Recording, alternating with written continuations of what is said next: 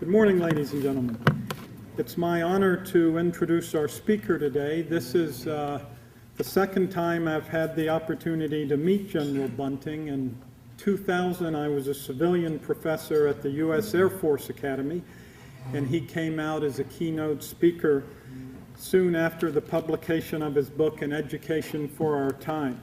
It was such a delight to see these cadets, most of whom are engineering majors, to get enthusiastic about ideas, political philosophy, and engage in conversation about American ideals.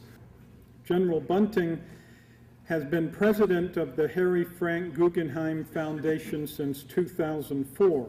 For the preceding 8 years, he served as superintendent of the Virginia Military Institute. He's a graduate of VMI and studied at the University of Oxford as a Rhodes Scholar. He served on active duty with the regular Army and served in Vietnam. He's been a professor at the Naval War College and president of Briarcliff College and Hampton-Sydney College. He's also an author. He's written 4 novels, a biography of Ulysses Grant, and his first novel, The Lionheads, was selected as one of the 10 best novels of 1973. His novel about an ideal college and education for our time, which I highly recommend to you, and I know it's out on one of the tables there, was a main selection of the Conservative Book Club. It is a well-reasoned, impassioned exploration of education for citizenship. It's also a delight to see, as he explores the ideas of our founding fathers, he goes back to Plutarch, he looks at John Henry Newman and other great authors. I think it should be sent to every college president and college faculty member. But we here this morning have the privilege of hearing him in person. May I introduce to you General Josiah Bunting. Thank you. Thank you. Thank you very much. Thank you very much. It's a privilege and an honor for me to be here. I commiserate with you, sir. Last night I had a running series of telephone conversations with my children who live in the Northeast and are fans of the Red Sox. There is redemption. And I pray you don't have to be as patient as we were for 86 years. I expect the team will go 10-0 for the rest of the year. I hope so. It's a privilege to be here this morning. I have no idea of the politics or the partisan affiliations or even the characters of the leaders and the leading citizens of Houston.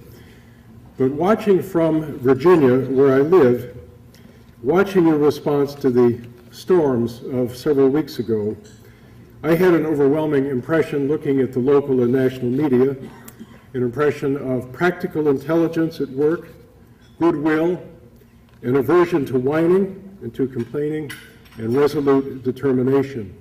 To your fellow Americans who live north and east of you, the city of Houston looks great and did itself proud in the wake of your tragedy. I thank you and I congratulate you. Sometimes you don't know exactly how good you look yourselves if you were part of an issue like that, and you look awfully good to us. All of us here are citizen historians by nature. Many of you this morning who have joined us are teachers and professors. There is an unquenchable thirst in this country for history, for American history. Walk into any Borders or Barnes & Noble on a quiet Saturday morning. Walk to the history bookshelves. They are packed with people. The bookshelves are groaning, particularly with books about political history, military history, and biography. These books tend to be books that celebrate the very best that Americans have been capable of achieving. Sometimes these books, many of them are called triumphalist. If they are triumphalist, they are also true, and they are the kinds of books that our young people should read as much as possible. All of us, it seems to me, have a compulsion to learn as much about history as we can, and particularly, I think, it is valuable to learn the history of people who have gone before us, who have faced crisis, times of great stress. What did John Pershing think about when he led the American Expeditionary Force into France in 1917? When did Theodore Roosevelt experience his greatest stress as president, and how did he meet it? Americans North and South are united in admiring the character of Robert E. Lee. What is it that we admire in that character? In 1819, former President John Adams, wrote Thomas Jefferson, quote, "Would you tell me how to prevent riches from becoming the effects of temperance and industry? Would you tell me how to prevent riches from producing luxury? Would you tell me how to prevent luxury from producing intoxication, vice, and folly?" A century earlier, the Puritan preacher Cotton Mather had pondered the same predicament. The Bible's injunction, "Lay not up for yourselves treasures on earth," is impossible, so it would seem, to obey regularly in a democratic republic whose culture is supported and largely influenced by commerce. Here's the answer of Robert E. Lee. "You will take with you the satisfaction that proceeds from the consciousness of duty faithfully performed." You will take with you the satisfaction that proceeds from the consciousness of duty faithfully performed. That is all I have to offer you, and gentlemen, that should be enough. In his famous funeral oration, the Athenian statesman Pericles celebrates the public service, the military sacrifice of his city's forebearers. He extols their unwillingness to fall beneath a certain standard of conduct. That is what he insists citizens must learn from those who have gone before. Well, examples like these could be multiplied indefinitely. I willingly acknowledge my service in the ranks of those who celebrate our American and Western history and study the lives of our heroes with a massive prejudice in their favor. Incidentally, having mentioned earlier the recovery of this city, I think for a moment of one of the great moments in American history, the Marshall Plan, I won't hesitate to quote the American statesman for whom the plan is named. As Secretary of State, Marshall was asked once to speak at Princeton University, and he talked about history. He warned of the dangers of American disengagement from the world's fight, but his theme was the necessity for a lifelong study of history, not by history professors, but by citizens. History, which he said, builds convictions and which puts fire into the soul of those who are its students. He concluded, imagine the students at Princeton listening to this, he concluded by saying, "I doubt whether any American or any student of history can look at the current international problems of his time without having pondered the Great War in the 5th century BC between Sparta and Athens." History, therefore, not only is a lifelong education and vocation, or a guide, but is the source of examples of men and of causes which demonstrate what we, their successors, remain fully capable of achieving if we attend to their lessons. Now, many here this morning who are students and educators are aware of such generations of American leaders, and there are two in particular that I want to talk about briefly this morning, two generations. We heard the name earlier, Paul Johnson, and almost by serendipity, some of Paul Johnson's books are on the table outside. Paul Johnson is a distinguished British historian who loves the United States and who writes wonderful history about our country. He considers the second of the two great American generations, and he calls it the ablest since our founding, the generation born, roughly speaking, between 1880 and 1900. If you are of a certain age in this room, above 60 and perhaps a little bit below 80, the people we are talking about now are your grandparents. They are the leaders, but not the shock troops of the greatest generation. Roughly speaking, we're talking about people like Franklin Roosevelt, Douglas MacArthur, Truman, Marshall, Eisenhower, the Texan Chester Nimitz, Omar Bradley, and of the cohort of so-called wise men who, it seems to me, mastered the great international challenges of our country in the years immediately after World War II. As for the founders themselves, Johnson's first generation, there is no more stark testimonial to their quality than this briefest of enumerations. In New York in the spring of 1789, the first American administration was sworn in. We were then a country of approximately 1.2 million. Listen to these four names. This is what we came up with in 1789. Secretary of the Treasury, Alexander Hamilton. Secretary of State, Thomas Jefferson. Vice President, John Adams. President, George Washington. The reigning spirit in the House of Representatives was James Madison, and if you needed counsel and advice from an elder statesman, Benjamin Franklin was still living in Philadelphia. It is useful to remind ourselves of that and of what we are capable of doing.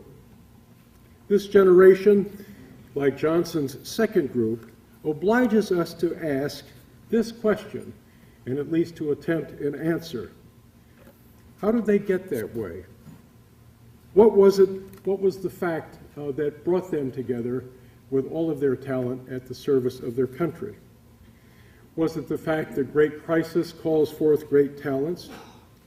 Did they live in a culture that was more forgiving of human flaws than our own in order to honor and to promote people of significant talents? Or did the best talents at that time simply go into what we would call public service because there were few other great fields available to them for the earning of distinction and honor? Where did their genius come from? Well, for the second group, to remember the title of a famous book on the Civil War, Lincoln Finds a General, it took him 3 years. It took President Roosevelt 3 hours. MacArthur was already there, Marshall was already there, Nimitz, King, Henry Stimson, members of that generation of 1880. Incidentally, the Secretary of War at that time, there may be people here who can remember it, but certainly people who have read about him, was one of the great unknown hero patriots of this country in the 1940s, Henry Stimson, Secretary of War who had been born in the time of Andrew Johnson and who had lived basically to advise the decision to use the atomic bomb on Japan. Where did their talent come from? Let me stay with that second generation just for a moment. For MacArthur and for Marshall and for Joseph Stilwell, their military careers began in a war which most people know nothing about, the war against Spain and its immediate consequence, the Philippine insurrection. You were sent out as a second lieutenant into that field, virtually unsupported. Marshall was dropped off on the island of Mindoro and told that somebody would come for him in 9 months. He would receive orders by packet steamer once every 6 weeks. No one else to run a place roughly the size of the state of Connecticut. MacArthur, a very similar experience. My point being that this is the school of character, the school of self-reliance, the school of integrity. 22 or 23 years old, all of that kinds of responsibility. I see 2 23 Marine second lieutenants back there. Maybe they will have the same kind of experience. You have to do what you bring into the field of fire with you. These people had very little communication with their superiors. They had no expectation of promotion. Decorations were not given out. They were paid almost nothing.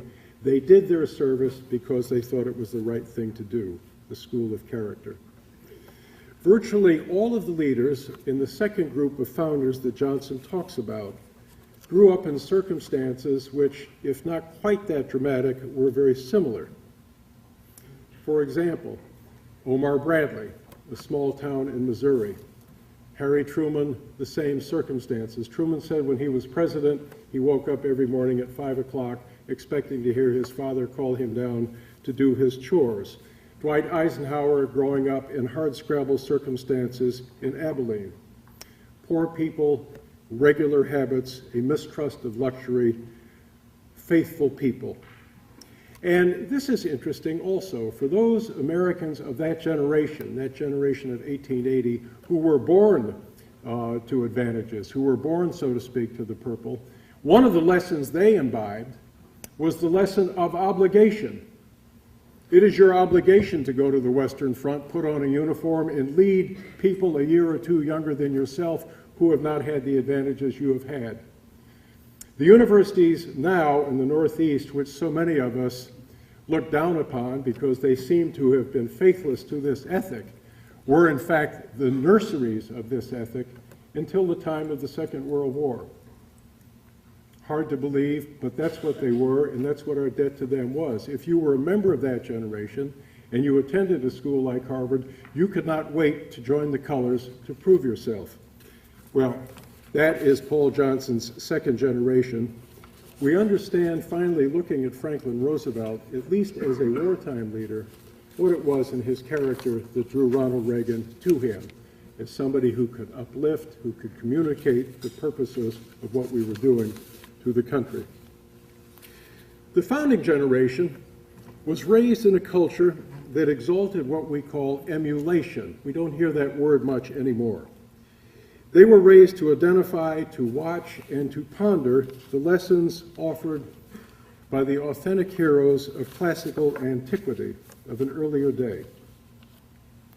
In 1776, there were only 10 colleges in the United States, or in the colonies. Overwhelmingly, privileged Americans did not attend college.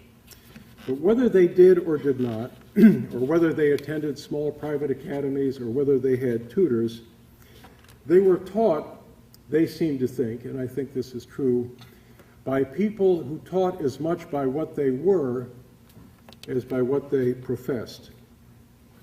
Those who instructed them were expected to teach as much by who they were as by what they said. A teacher was a man to be emulated, a moral tutor as well as a pedagogue.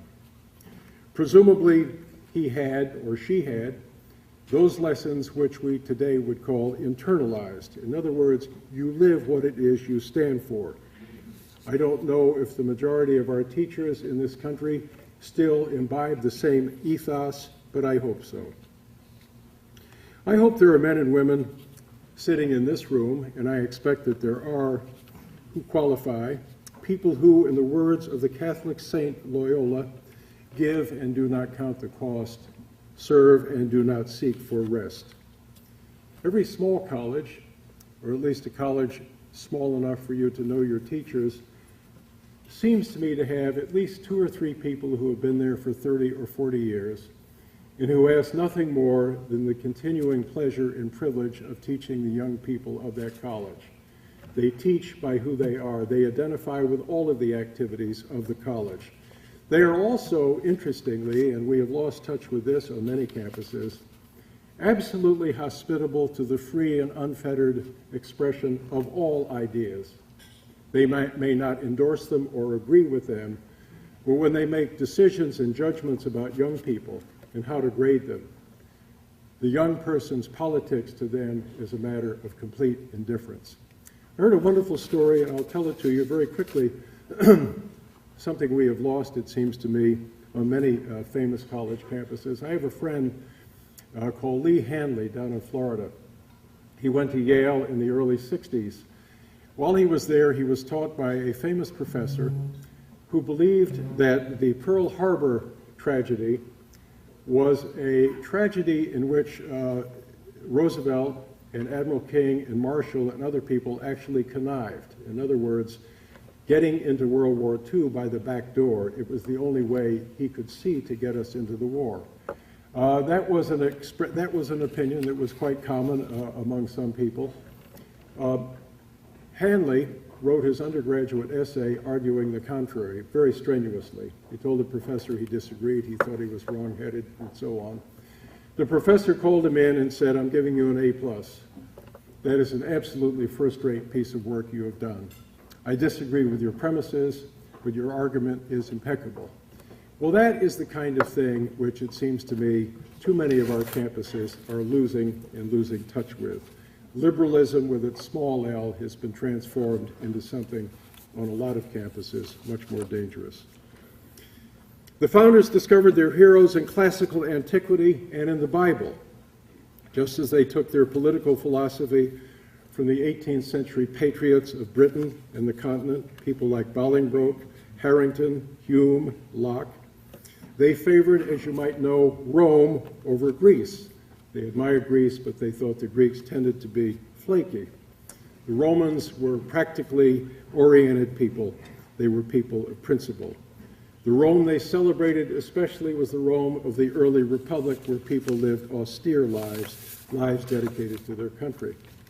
I might also say, just to inflict one last large word on you, that the highest word of praise which they sought for themselves, we're talking about the founders now, was the phrase or the word disinterested. They used that in the following meaning: my decisions, my judgments will be made completely without regard to their consequences for myself. I will always do what I think is best for the country. Jefferson said of Adams, he is as disinterested as the being who made him. The only blandishment this founding generation would allow themselves was the hope of posthumous reputation and fame. Incidentally, they would have been appalled, it seems to me, over the last 2 or 3 weeks of our financial crisis, at how many television commentators kept saying over and over again what a strenuous time it must be for members of Congress who are having to think through the terrible issues, wondering whether or not they can be reelected in November. That is a savagely accurate and terrifying commentary on the country. You remember the notion of the founders was that in the lower house, you would be a farmer in the Shenandoah or perhaps a lawyer in New England. You would faithfully serve for 2 years and then return to your profession. We now have a group of congressmen, and I think it's an accurate thing to say, for whom re-election is the most important thing in our lives. These are not disinterested beings. The founders were raised, those that we know best, to accept service to the state as their highest obligation. They educated themselves for character, for leadership, and service. Most of them kept commonplace books all their lives. They wrote things down which they thought were useful. They were great memorizers. Their parents certainly did not endorse the bigotry of low expectations. There were no soccer moms. There were no lifts to the soccer field. You did it on your own. They were very conscious that they had inherited what the Puritan Winthrop called a city on the hill. Now, finally, language. How did the founders engage in public utterance? How did they engage their constituencies? How did they write? Well, they wrote better than we do. They never, as we would say, talked down to their audience. They did not pander. The very notion of debate prep would have appalled them. Let me provide a final example, and this one from an American president halfway in time between the two founding generations. If you have a chance, read through the second inaugural address of Abraham Lincoln.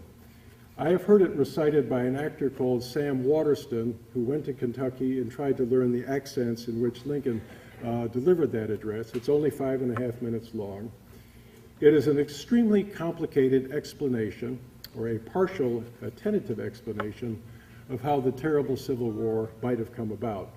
It's a question that religious people, Monsignor will recognize the word theodicy, the reconciliation of pain and suffering with the existence of a beneficent and omnipotent creator. Lincoln explores that question for his audience. No microphones, no air conditioning, 5,000 people. The speech is filled with biblical references. It is complicated and difficult, and yet there is no question that everyone who heard it understood exactly what he meant. That is how the founders spoke, and that is how it seems to be politics nowadays should be spoken. I want to conclude by describing to you a scene which is played out in many places in our country, and which to me exemplifies one of the qualities that we particularly admire in both generations, but at this time, in the generation that we have been taught to call the greatest generation. To get my chronology straight, I should remind you that the generation of MacArthur, Marshall, Truman, and so on was a generation born in 1880. I'm talking now about the generation born in 1920, those that they commanded in the Second World War. And to give you a sense of the breadth of that command, 16 million Americans served in uniform in 1945. The scale was almost beyond calculation. We were then a country of 130 million. Today, the Marines have about 180,000, the Army about 500,000. Well, that generation, born in 1920, that grew up in the Great Depression and served with such valor in the Second World War, are now people in their 80s. If you were 20 and on the deck of the USS West Virginia at Pearl Harbor, today you would be 88 years old. We are losing physical touch with them. And here is it seems to me, a sublime testimonial to what they represented and to what we owe them. And it's a testimonial that most of us have heard and some of us have seen. Imagine that you and a friend are standing in the back of a small church in a small town anywhere in the United States. A man in his middle 80s has died. His best friend has been called to offer the eulogy. The church is packed. The man was a good man, beloved in the community, rarely calling attention to himself, known for his good works. And as the eulogy is delivered, from your vantage point, you can see the congregation, and the last thing that we hear from the eulogist is that Jack went ashore at Normandy with the 1st Infantry Division, and he was wounded. And as the speaker says this, and we are looking at the congregation, we see there's a shuffling in the pews and some whispering. Excuse me. I hardly need to tell you what the whispering is. People are saying to each other, "I never knew that." They never knew that because Jack never told them. His family knew it. It was generally understood that perhaps he had been in the service, but this was a generation that simply gave, and in the words of that prayer, did not count the cost. And the last 3 or 4 words of that phrase are always left out. They are assumed, of my country, the service of my country. That, to me, is the lesson of the founders.